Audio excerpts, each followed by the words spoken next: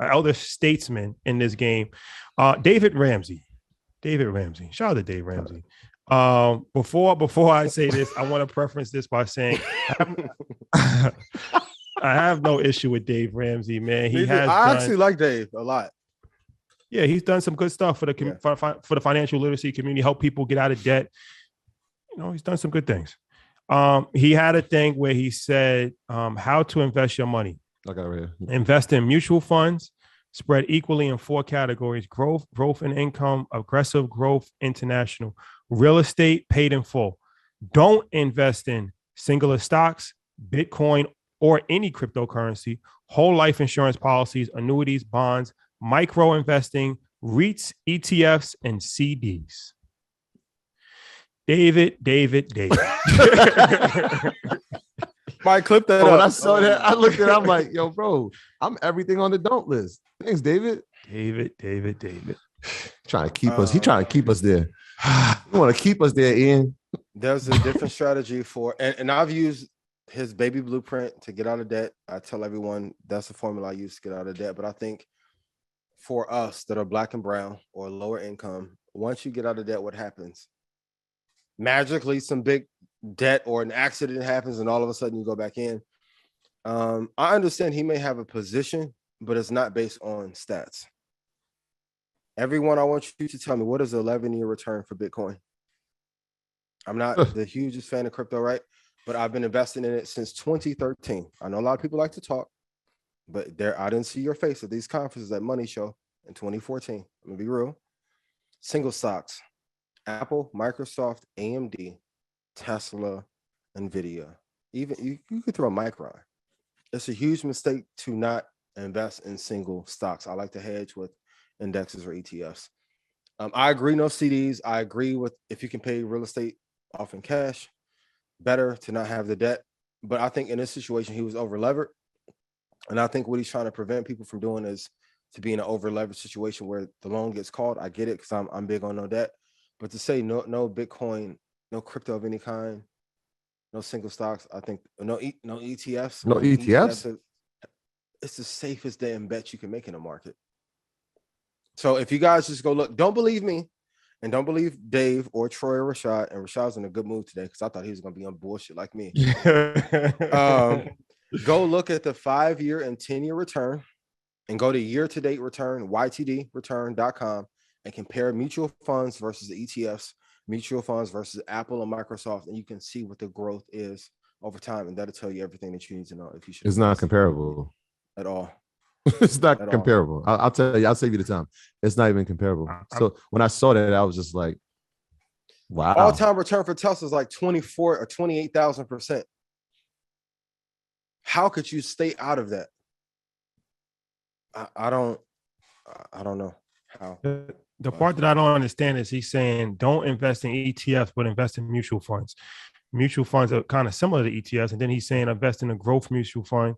So if you're in a growth mutual fund, let's take a mutual fund like Franklin Diantech Fund, who I actually like that mutual fund. It's a good one. But it's very comparable to QQQ. What is really the difference, except for it's more expensive? So why are you encouraging people to invest? I could see if he said an index fund. I don't understand why you're encouraging people to invest in mutual funds, but not ETFs, when ETFs are very similar to mutual funds. Like there's mutual funds cost more. Well, that's what I'm saying. So yeah. I just don't understand that. If he said just invest in the S&P 500, that will make more sense. And international exposure is trash. Name me 5 companies overseas that are outperforming American stocks. Jeopardy music, somebody. Mike, cut this in. I'll wait. There aren't many. Spotify? Oh, come on.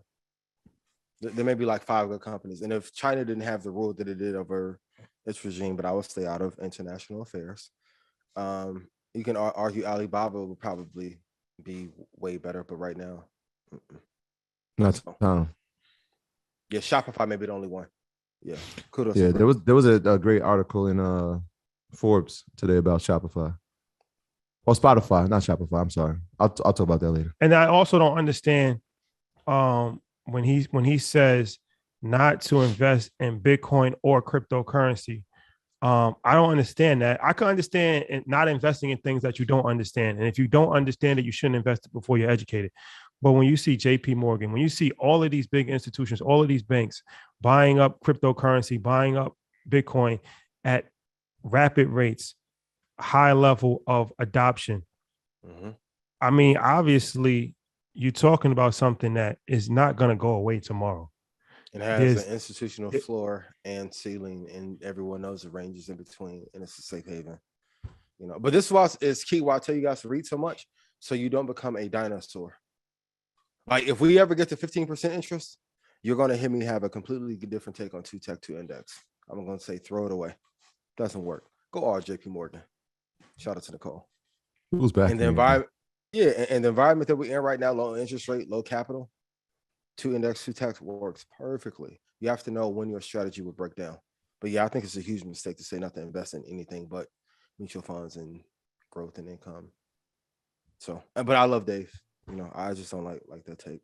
It's wrong. Yeah, I think that the new age retail investor that's just they're gonna look at that like what are mutual funds, number one, what are bonds? They know cryptocurrency, they know singular stocks, right?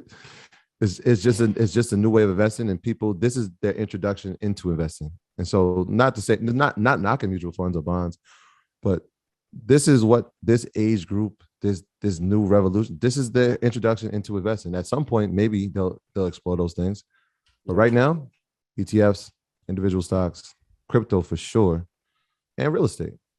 You're done. That's where they're at. You're done, Dave. Dunzo. Thank God I got it. I don't have a meeting there tomorrow. Don't panic. Don't panic. Don't panic. He needs an adjustment. I'll say that everyone needs to be aware of what is coming. Shout out to being in the business charts. Shout out to Dave, man. He put a funny one on us. Shout out to Dave, man. He put a funny one on us. Shout out to you too, man. We got 7,700 people on the check-in. This is a big show. Big show.